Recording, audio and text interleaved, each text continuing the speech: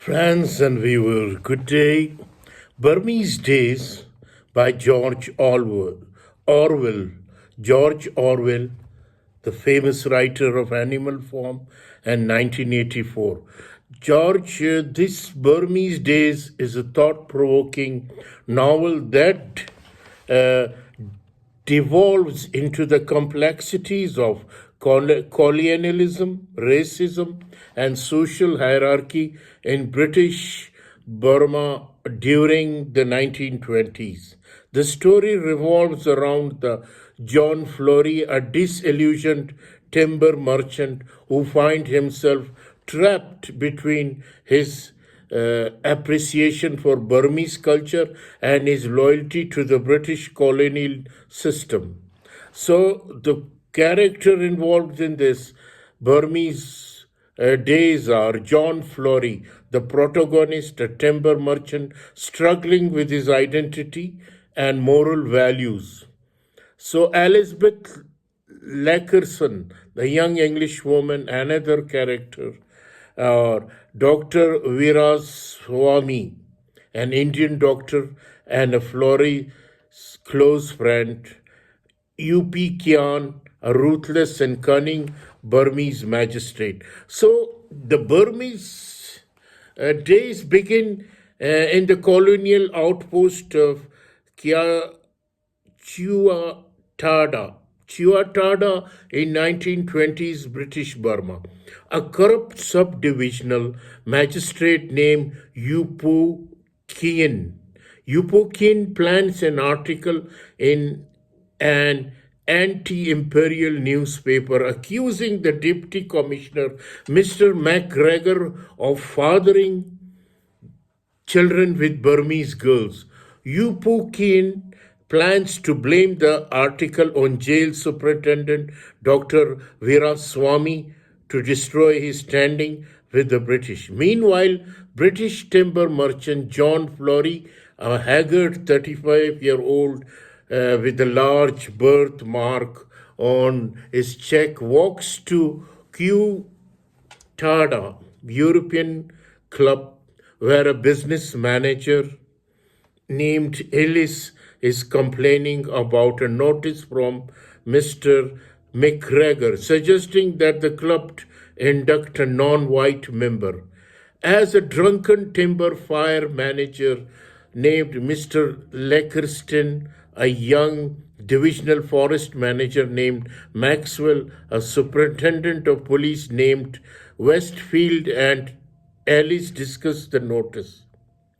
Alice criticizes Flory for being friends with non-white Dr. Veeraswamy. After Mrs. Leckerston and MacGregor arrive, everyone but Flory complains about native people until Flory leaves in disgust. Flory visits Dr. Veeraswamy when Flory criticizes the British Empire as tyrannical and hypocritical, pretending to help native people while exploiting them. Dr. Veeraswamy defends it. Then Dr. Veeraswamy tells Flory that Yupokin has launched a slander campaign against him and that if Dr. Veeraswamy were elected to the European Club, its prestige would protect him. Flory tells Dr. Veeraswamy that MacGregor has suggested inducting a non-white member and promised to vote for Dr. Veeraswamy if the issues arises. But he claims he can't do anything more. Later that day, Flory has a fight with his mistress, Mahilame. Mahilame, a Burmese woman in her early 20s who uses him for money and status while he uses her for sex. Then that evening at the European Club, Westfield and Ellis bring in the newspaper with the article that Hugh Pokin planted about MacGregor. Ellis furious writes on the message board that due to the article, the club won't consider electing a non-white member at the moment. He pressurizes the other to sign it, which they all do. Even Flory, who caves to Alice to avoid an ugly fight. Later that night, unable to sleep, Flory contemplates his own desperate loneliness caused by his inability to express his true opinion honestly and openly. The next morning, Flory receives an anonymous letter slandering Dr. Veeraswamy and tears it up. Then, hearing a scream from the jungle, he jumps the compound fence, runs toward noise, and finds a young Englishwoman backed against a bush by a water buffalo. Flory drives off the buffalo, and the grateful woman tells him that she is Mr. Lickerstein's niece, newly arrived in Burma. He invites her back to his house, where they talked about books and hunting, and he learns her name, Elizabeth Lickerstein. Just before Elizabeth leaves, Ma Hila May appear as Ma Hila May doesn't speak English and Elizabeth doesn't speak Burmese. Flory tells Elizabeth Ma Hila May is his laundress. 22-year-old Elizabeth was working in Paris for a French family whose patriarch, a bank manager, sexually harassed her. Then her mother, also living in Paris, died, at which point Mr. and Mrs. Lickerstein invited Elizabeth to come live with them in Burma. When Mrs. Lickerstein sees that Elizabeth is pretty, she drops broad hints that Elizabeth should marry as quickly as possible. Flory, hoping that Elizabeth can assuage his loneliness, ends his relationship with Ma Hila May and tries to get to know Elizabeth better. Unbeknownst to Flory, his frequent praise of Burmese culture annoys and alienates Elizabeth, who instinctively believes in white British superiority. Yet she still admires Flory for saving her from the water buffalo and looks forward to going hunting with him as he was promised to take her. Meanwhile, Hu Pukin is plotting to format a village uprising and quash the uprising himself to win favor with the British. He reveals to his wife, Makin, the real motive behind his plotting against Dr. Veeraswamy. U Pukin wants to be the sole non-white man elected to the European Club, and he believes Dr. Veeraswamy stands in his way. Flory visits Dr. Veeraswamy and apologizes for spinning Alice's statement against electing a non-white member of the European Club. When Dr. Veeraswamy reveals that he has heard rumors Yupuken is fomenting a village rebellion and plans to blame Dr. Veeraswamy for it, Flory promises to propose Dr. Veeraswamy for club membership at the next general meeting. When Flory returns home, Ma Hila May is there. She accuses him of having stolen her youth and begs him to take her back. Flory pays her go away.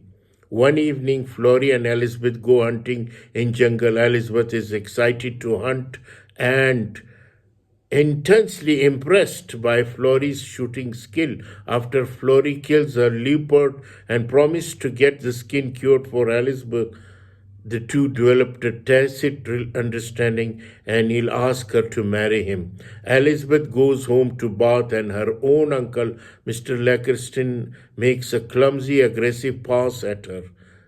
Desperate to escape her uncle on whom she is financially dependent, Elizabeth decides to accept Flory if he proposes.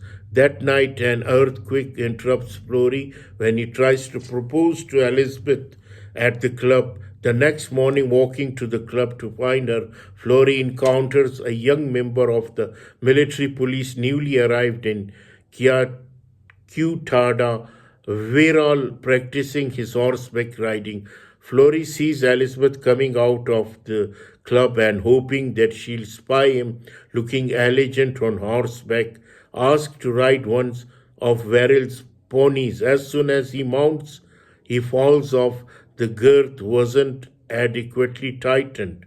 Elizabeth walks right by the fallen Florrie without acknowledging him. That evening, when Florrie corners her at the club and asks what he did to offend her, she tells him that she learned that he has a Burmese mistress, Mrs.